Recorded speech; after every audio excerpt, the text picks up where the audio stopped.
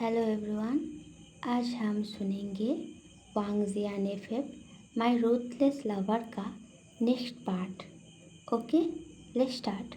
पिछले पार्ट में हमने सुना था वांग जी जब बेइंग को ऑफिस में किस कर रहा था तब वह वेनिंग आकर शाउट करता है, जिसको सुन के वांग जी वेनिंग के तरफ ग्लेयर करके देखता है। उसके बाद तभी वेनिंग फिर बोलता है, मिस्टर वांग जी, मेरे एम्प्लॉय ने आपके ऊपर कॉफ़ी गलती से फेंका है, इसके लिए ये सब करने की कोई ज़रूरत नहीं। ये सुनकर वांग जी हाँ में से हिलाकर बेइंग के कंधों को टाइटली क्लेंच करके फिर उन कंधों पे एक बार थपथपा कर बोलता है, but what can I do when he was seducing me. ये सुनकर बेइंग वांग जी के तरफ टीयर से भरी डिसबिलीव नज़रों में देखता है। तभी वेनिंग मीटिंग टेबल के और करीब आते हुए बोलता है, मुझे लगता है आपको कोई मिसअंडरस्टैंडिंग हुआ है, क्योंकि वो ऐसा पर्सन नहीं है। ये सुनकर वांग जी बेइंग को छोड़कर वेनिंग के पास जाकर एंगर भरी वॉइस में बोलता है, रियली, क्या इतना यकीन है? क्या मिस्टर वेनिंग को पता नहीं, जब रात को हम दोनों अकेले रूम में होते हैं तब वो पीछे से मुझे हक करता है, मेरे शर्ट को अनबटन करता है, फिर मेरे लैप में बैठ के इससे आगे वांग जी कुछ बोलता तभी बेइंग रोते हुए चीख के बोलता है, प्लीज़ रुक जाइए। बेइंग के इस चीख को सुन के वांग जी पीछे मुड़ के बेइंग की तरफ देखकर स्मिंग करके बोलता है, चिंता मत करो, तुम्हारे सारे सीरियस हरकतों को बोलकर मैं अपने रेपुटेशन को तुम्हारे साथ नहीं जोड़ने वाला, सो रिलैक्स, ओके। ये सुनकर वेनिंग गुस्से में झुलसते हुए वेरी सीरियस वॉइस में बोलता है, mister Wang ji, please respect my employ even as a company invest partner also. आप मेरे एम्प्लॉय को ऐसे ट्रीट नहीं कर सकते। ये सुनकर वांग जी मोकिंगली हाँ में सिर हिलाकर वेनिंग के तरफ देखकर बोलता है, ओह, इज़ दैट सो। वेनिंग इस चीज़ को देखकर अपने गुस्से को दबाते हुए बेइंग के तरफ देखकर काम वॉइस में बोलता है, तुम प्लीज़ अपने काम पे जाओ। ये सुनकर बेइंग हाँ में सिर हिलाकर जल्दी से अपने शर्ट के खुले हुए बटनों को कांपते हुए हाथों से बंद करके टेबल से सारे फाइल्स को लेकर जल्दी से वहाँ से दौड़ते हुए निकल जाता है। वांग जी का आइस बेइंग के भागते हुए फिगर को फॉलो कर रहा था। तभी वेनिंग वांग जी के आंखों के सामने खड़ा होकर बेइंग के व्यू को ब्लॉक करके वेरी सीरियस लुक में वांग जी के फेस के तरफ देखता रहता है। तभी वांग जी गुस्से में अपने जॉ को टाइटन करके वेरी कोल्ड वॉइस में ऑर्डर देकर बोलता है, fire him, then I will give you that land in east city. ये सुनकर वेनिंग एक फ्रस्ट्रेटेड स्माइल देकर बोलता है, I am really very sorry, but I don't think इस बारे में मैं मिस्टर वांग जी का कोई मदद कर पाऊँगा। ये सुनकर वांग जी स्विंग करके अपने ओवरकोट को अच्छे से ठीक करते हुए एक चेयर खींचकर उस पे बॉस के जैसा पैर पर पैर रख के बैठकर वेरी सीरियस थ्रेटनिंग वॉइस में बोलता है, not enough right, okay then let me give you one more choice, stay away from him, वरना I will make Wayne group disappear. जब थोड़ी देर बाद वांग जी मीटिंग रूम से बाहर निकलकर वहाँ से चला जाता है, तब मीटिंग रूम के बाहर दूर एक जगह पर छुपकर खड़ा उदास बेइंग बाहर आता वेनिंग को देखकर उसके पास दौड़ कर आके हिचकिचाते हुए उदास वॉइस में पूछता है। उन्होंने आपसे क्या बोला? ये सुनकर वेन्निंग वेरी सैड वॉइस में बोलता है।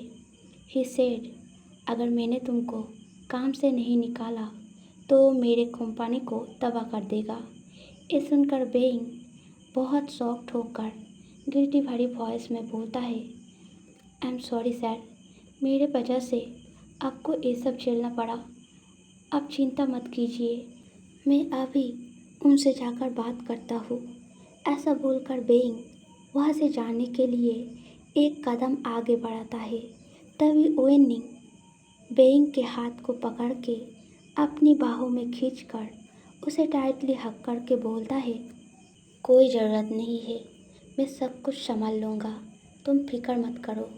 पर मुझे बहुत अच्छा लगा ये जानकर कि तुम मेरे लिए इतना फिक्र करते हो।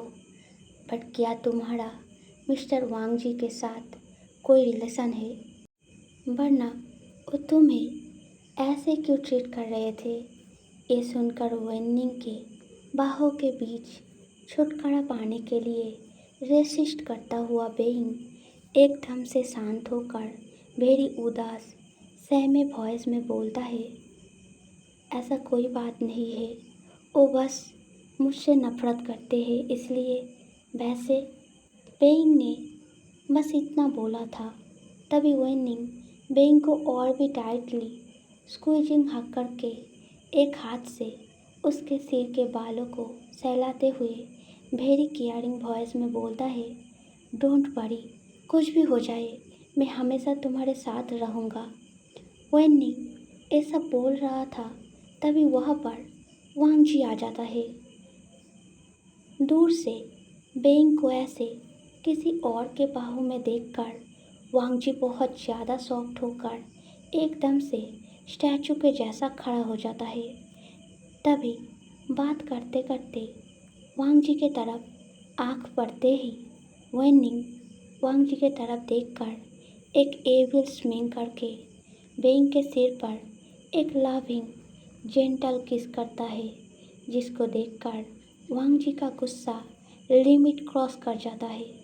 जब रात को मेंशन लौटकर बेइंग सोफे में बैठे वांग जी के सामने जाकर गुस्से में उनसे पूछता है, क्या आपने मिस्टर वेन्निंग को थ्रेट किया है? तब ये सुनकर ऑलरेडी एक पूरा बोतल ख़त्म कर चुका शराब पीता हुआ वांग जी हाथ में पकड़ा शराब के ग्लास को टेबल पर ठोक के रखकर बेइंग की तरफ ग्लेयर देते हुए इंसल्ट करते हुए बोलता है। इफ़ आई से येस सो व्हाट? तुम जैसे फिल्थी मर्डरर के बेटे हैप्पीनेस कैसे डिजर्व करेगा, जबकि मैं खुद पेन में हूँ। इतना बोलकर ही बेइंग के हाथ को पकड़ के खींचकर अपने पैरों के पास फ्लोर पे बिठाकर डेविली मुस्कुरा उठ के वांग जी फिर बोलता है, मेरे रहते मैं ऐसा कभी नहीं होने दूंगा, क्योंकि तुम्हारा जगह मेरे पैरों पे है, किसी के सीने पे नहीं, समझ आया? इस आउट सुनकर चौंक उठा बेइंग उदास क्राइंग वॉइस में टीआरई सी नजरों में वांग जी के फेस की तरफ देखकर बोलता है, क्या सच में मुझे ऐसे टॉर्चर करके आपको खुशी मिलता है? ये बातें एंड बेइंग के टीआरई नजरों की तरफ देखकर वांग जी का हार्ट पेन से क्लेंच करके उठता है। वांग जी अपने टाइट ग्रिपिंग को बेइंग के हाथ से रिमूव करके फ्रस्ट्रेटिंगली अपने बालों को मेसी करते हुए अभी अभी खुद के कहे गए बातों को रिमाइंड करते हुए खुद के अंदर ही खुद से आर्ग्यूमेंट करने लगता है।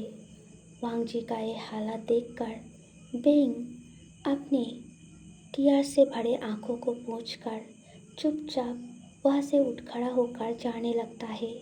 तभी वांग जी एकदम से सोफे से उठकर बेइंग के पास जाकर उसके पीछे से गर्दन को पकड़ के उसे अपनी तरफ मोड़ के उसके कमर को वेरी टाइटली स्क्वीज करके पकड़ के एंगर भरी वॉइस में कुछ बोल नहीं जा रहा था।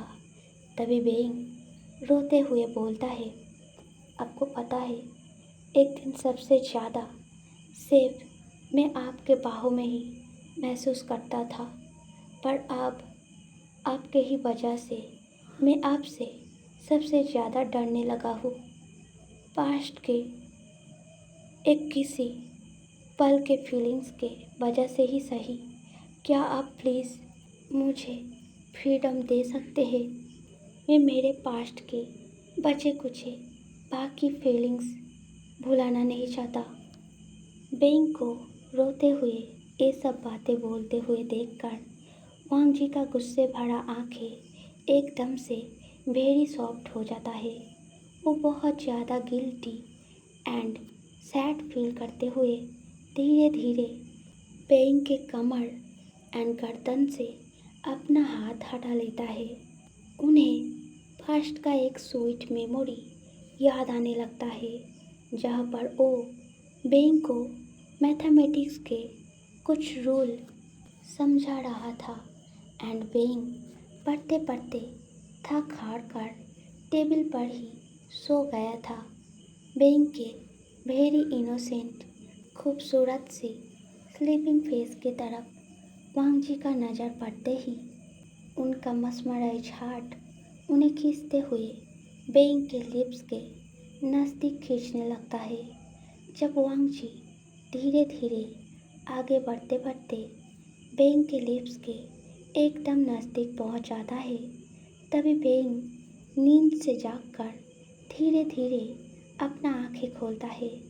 आंखें खोलकर वांग जी को यूँ अपने फेस के इतने नज़दीक देखकर फर्स्ट बेंग बहुत सरप्राइज हो जाता है, फिर कुछ समझकर एक स्वीट स्माइल देकर एकदम से वांग जी के लिप पर एक छोटा सा क्विक किस करके फिर साइली अपना फेस बुक की तरफ कर लेता है। ये देखकर वांग जी एक लविंग स्माइल करके फिर बेंग को मैथ का फॉर्मूला समझाते हुए जेंटल वॉइस में बोलता है, ध्यान लगाओ वरना कुछ भी समझ नहीं आएगा।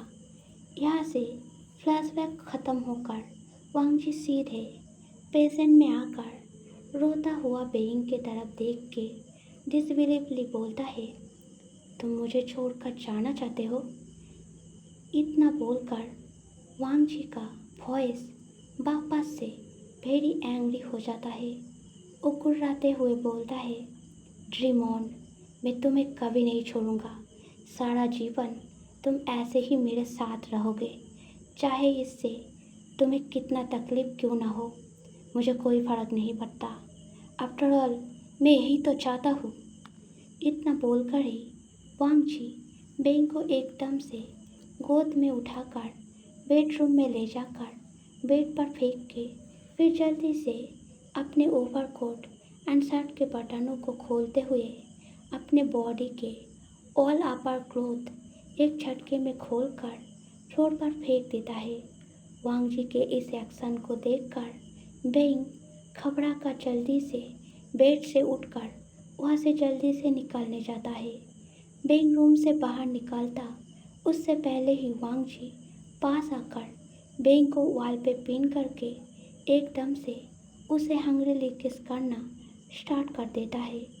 बेंग रेसिस्ट करने के लिए जब भी पुश करते हुए वांग जी के कोई बॉडी पार्ट पर टच करने जा रहा था, तभी आंड्रेस वांग जी के स्किन पर टच करते ही उसके बॉडी पर एक झटकेदार शॉक लग रहा था, जिस वजह से वो तुरंत अपने हाथ को खींच ले रहा था।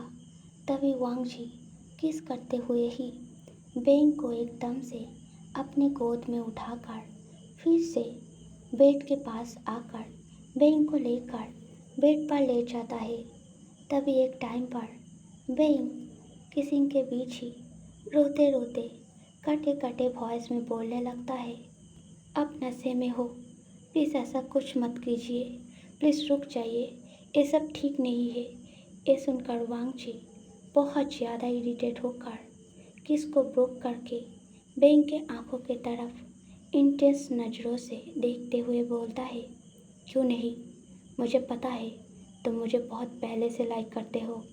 इतना बोलकर वांग ची बेइंग के लिप पर एक सार्डिन किस करके फिर बोलता है, क्या तुम्हें याद नहीं, तुमने मुझे बोला था यू लाइक व्हेन आई किस यू।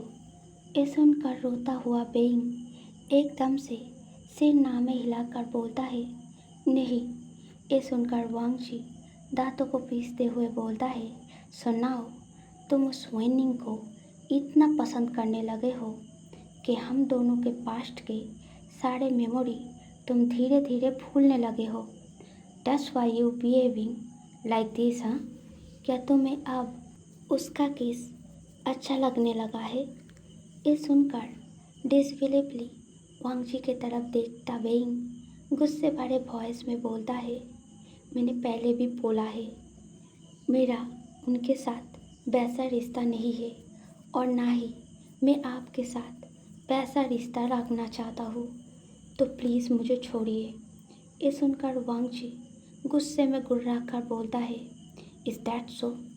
इतना बोलकर ही वांग जी अपने पैंट का बेल्ट उतारकर बेंग के दोनों हाथों को पकड़ के टाइट से बांधकर बेड पे पिन करके एकदम से फिर उसके लिप पर क्रेजीली वेरी डीप किस करना स्टार्ट कर देता है। ऐसे करके बहुत ज़्यादा टाइम बीतने के बाद कॉम्प्लीटली सफोकेटेड हो चुका बेइंग किस के बीच ही सांस लेने की कोशिश करते हुए कपकपाते क्राइंग वॉइस में बोलता है, मैंने बोला ना, मुझे आप अब नहीं चाहिए, तो प्लीज़ ऐसा मत कीजिए, प्लीज़ मुझे जाने दीजिए। ये सुनकर वांग जी किस को ब्रोक करके वेरी स्ट्रिक्ट वॉइस में बोलता है, मुझे तुम चाहिए, तुम्हारा सब कुछ सिर्फ मेरा है। स्टोरी अच्छा लगा तो लाइक सब्सक्राइब कमेंट करना। मिलते हैं नेक्स्ट वीडियो में। Okay, bye bye.